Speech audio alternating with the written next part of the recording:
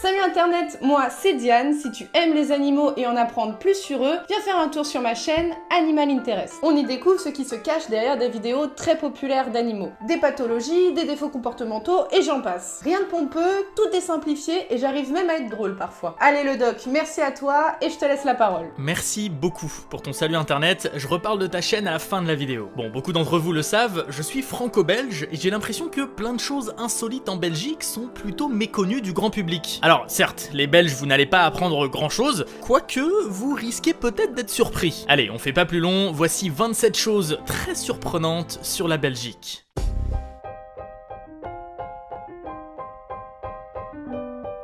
Les Belges sont des inventeurs, et je vais t'en présenter plusieurs dans cette vidéo. Déjà, voici Jean-Joseph Merlin. Il a vécu au XVIIIe siècle et a inventé tout un tas de trucs. Ses sujets favoris étant les mécanismes, les automates ou encore les horloges. Mais pas que, il est aussi à l'origine d'une chaise roulante et serait même l'inventeur des tout premiers rollers. Nemo 33, c'est le nom de la deuxième piscine la plus profonde au monde et elle se trouve dans la banlieue de Bruxelles. Tu peux y plonger à 33 mètres de profondeur, d'où son nom d'ailleurs, et dans le bâtiment se trouve aussi un restaurant par lequel tu peux observer les plongeurs. C'est assez cool comme endroit, hein. On y était allé avec Margot il y a un moment et si ça t'intéresse tu peux voir plus d'images de cette piscine dans notre vidéo sur les lieux insolites de Bruxelles que je te mets à la fois maintenant en fiche et aussi en description. Le 5 mai 1835 est ouverte la toute première ligne de chemin de fer d'Europe continentale entre Bruxelles et Malines, soit environ 23 km. D'ailleurs, au retour du convoi, le jour de l'inauguration, le train est tombé en panne et les passagers ont dû finir à pied. Ça promettait à l'époque. Le signal de Bautrange est le point le plus haut de Belgique, mais t'emballe pas trop, hein, il fait que 694 mètres. C'est pas haut et c'est pas pour rien qu'on appelle la Belgique le plat pays. Pour comparaison, le Burj Khalifa, qui est la plus haute construction humaine, mesure 830 mètres. L'Irak avait mis 289 jours en 2010 pour se mettre d'accord sur un nouveau gouvernement. C'était alors le record mondial de temps passé dans un pays sans gouvernement. Mais un an plus tard, la Belgique explosait ce record. De juin 2010 à décembre 2011, c'est 541 jours que la Belgique s'est retrouvée sans gouvernement. Une belle grosse crise politique comme on les aime. Deuxième inventeur belge de la vidéo, Adolphe Sax. Il a vécu au 19e siècle et était ce qu'on appelle un facteur d'instruments de musique. C'est un terme que je connaissais pas avant de faire cette vidéo et non, ça n'a rien à voir avec la poste. Un facteur, c'est aussi un fabricant qui fabrique, invente et répare des instruments de musique. Et c'est comme ça qu'Adolphe a inventé un instrument très connu aujourd'hui. Je voulais essayer de te faire deviner, mais bon, hein, j'avoue, son nom aide un petit peu trop à trouver lequel. Je te parle bien évidemment du saxophone. La société belge Saluc fabrique des boules de billard. Elle exporte 99% de sa production et détient plus de 80% du marché mondial. Tu as plus de 8 chances sur 10 de jouer avec des boules belges quand tu fais du billard. Cette phrase est très tendancieuse, mais c'est pas grave. Anvers est la capitale mondiale des diamants. C'est une place centrale de la taille et de la vente de cette pierre précieuse. Des milliers de personnes travaillent dans ce domaine et 4 des plus grosses bourses aux diamants se trouvent à Anvers. J'en ai déjà parlé dans une autre vidéo, mais ce fait m'éclate toujours autant. L'aéroport de Bruxelles est l'endroit au monde où se vend le plus de chocolat chaque année. C'est un fait qui me fait beaucoup rire parce que c'est ultra cliché de se dire que voilà, c'est à l'aéroport de Bruxelles qu'on vend le plus de chocolat, mais qu'est-ce que tu veux, c'est la vérité. Les Belges ne sont absolument pas campagnards. 98% d'entre eux vivent dans des zones urbaines, c'est énorme comme chiffre. Dis-toi, en France, on est seulement entre 75 et 80% dans ce cas-là. La mine de Shin-Kolobwe a fourni en 1945 l'uranium nécessaire à la bombe atomique lancée sur Hiroshima. Qu'est-ce que cette info vient faire dans cette vidéo? Tout simplement, la mine qui est fermée depuis, elle se trouvait au Congo. Et le Congo, en 1945, c'était une colonie belge. En Belgique, il y a un peu plus de 1700 km d'autoroutes. Par rapport à la taille du pays, son système routier est ultra développé. Et pendant très longtemps, la Belgique éclairait l'intégralité de ses autoroutes la nuit. Tu imagines le gâchis là? Paraît même que ça se voyait depuis l'espace. Bon, heureusement, depuis plusieurs années, le gouvernement commence enfin à éteindre certaines portions la nuit. Ça ne peut aller qu'en s'améliorant en même temps.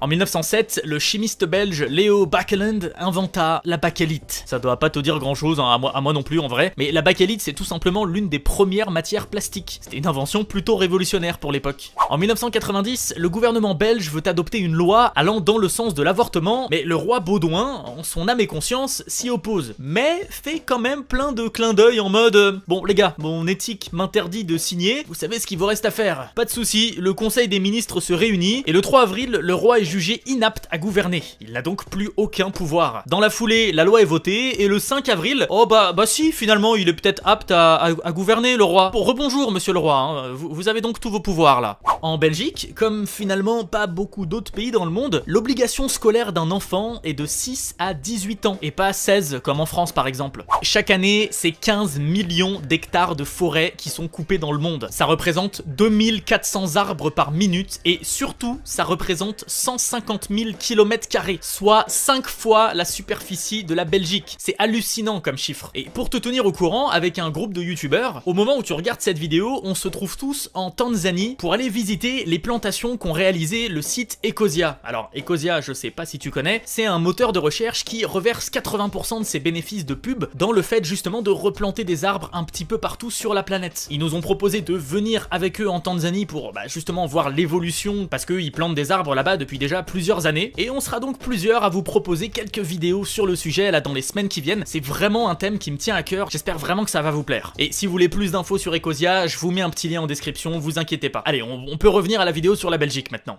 Le Rubicon est une des plus longues rivières souterraines navigables au monde. Pas loin de Liège, dans les grottes de Remouchant, on peut la visiter et embarquer sur 600 mètres de rivière souterraine. Depuis que j'ai découvert l'existence de ce truc, je rêve d'y aller. Début 2014, l'entreprise de chocolat belge Italo-Suisse a décidé de changer de nom. En même temps, c'est vrai que pour une entreprise belge, l'ancien nom n'avait pas grand chose à voir. Malheureusement pour eux, ils ont dû rechanger de nom fin 2014, même pas un an après. Tout simplement parce qu'ils avaient choisi de s'appeler Isis. Isis, hein? ISIS en anglais? C'est quand même moyen niveau marketing international. Tiens, et puisqu'on parle de chocolat, en 2013, la Poste belge a sorti une édition limitée de timbres au goût de chocolat. Il y a bien que des Belges pour faire ça, je te jure. En 2006, j'ai eu la chance d'aller faire ma terminale en Australie et j'y ai découvert un sport que j'adore, le cricket. C'est un sport purement anglo-saxon, hein, on est d'accord, mais une des origines possibles du cricket viendrait de marchands flamands qui auraient pratiqué une version primitive de ce qu'on connaît maintenant, alors qu'ils étaient en voyage en Angleterre. L'asphalte moderne a été inventé par le professeur Edward de Smet,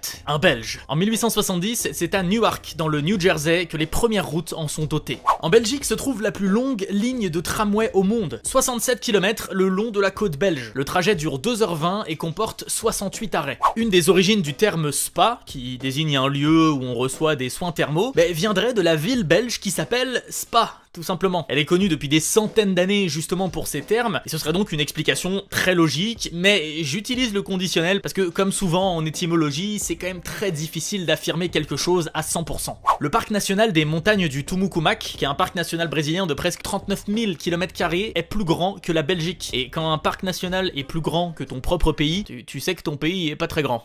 Voici Pierre Minuit. Lorsqu'il est né à la fin du XVIe siècle, la Belgique fait partie des Pays-Bas espagnols, qui étaient des états très compliqués à expliquer et qui seront l'objet d'une autre vidéo. Ce qui est important pour nous, c'est que Pierre est envoyé en 1626 à la Nouvelle-Néerlande, une implantation hollandaise donc aux États-Unis, le long de l'embouchure de l'Hudson. Et Pierre s'est rendu célèbre, selon la légende, pour avoir acheté l'île de Manhattan. Rien que ça. Il aurait échangé l'île aux populations locales contre des babioles qui valaient vraiment pas grand-chose. Et puisqu'on parle de Belges célèbres, laisse-moi te présenter Jean-Baptiste Van Helmont, qui a d'ailleurs vécu à la même époque que Pierre Minuit. Je sais pas s'ils se sont rencontrés les mecs. Jean-Baptiste est un scientifique et il ne croit pas au fait que les plantes grandissent grâce à la terre. Il n'est pas encore question de nutriments à cette époque et tout le monde est convaincu que la terre dans laquelle pousse une plante se transforme progressivement en plante. Pour lui, c'est faux parce que tout est fait uniquement d'eau. Et pour prouver ça, il organise une expérience qui dure 5 ans. Il plante dans un pot une branche de saule. Dans le pot, il y a 90 kg de terre et 5 ans plus tard, en arrosant la plante régulièrement, la branche s'est transformée en un arbre de 75 kg. La terre, elle, n'a perdu que 400 grammes. Et voilà, hypothèse prouvée. Si la terre a pas évolué de poids mais que la plante a pris du poids, c'est forcément grâce à l'eau. Bon, c'est que des années plus tard qu'on comprendra que l'eau en elle-même ne fait pas tout, hein. C'est surtout les nutriments et les minéraux qui s'y trouvent qui aident la plante.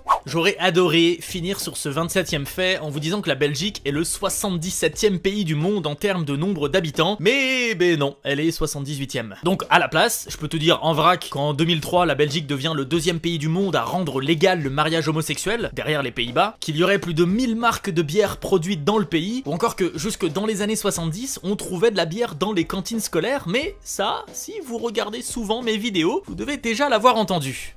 Et la personne qui a fait le salut internet du jour s'appelle Diane et tient une chaîne très cool. Elle répond de façon très pédagogue à des questions qu'on s'est tous déjà posées. Je veux dire, est-ce qu'un chien, ça peut pleurer? Ou encore, pourquoi une chèvre qui a peur se paralyse d'un coup? T'as jamais vu ces vidéos-là? Tu fais peur à une chèvre et plop, elle se bloque, elle tombe par terre. Bah c'est vachement intéressant de savoir pourquoi. Enfin bref, foncez vous abonner. En plus, au moment où je tourne cette vidéo, elle a même pas 1000 abonnés, c'est beaucoup trop peu. Sinon, les Belges qui sont devant cette vidéo, vous me regardez depuis quelle ville? Que je vois un petit peu vos répartitions géographiques. En tout cas, j'espère vraiment que vous aurez appris quelques trucs sur mon deuxième pays. Si c'est le cas, défoncez-moi bien ce pouce bleu comme il faut, abonnez-vous si c'est pas déjà fait, et moi je vous dis à très vite pour une prochaine vidéo. Salut Internet!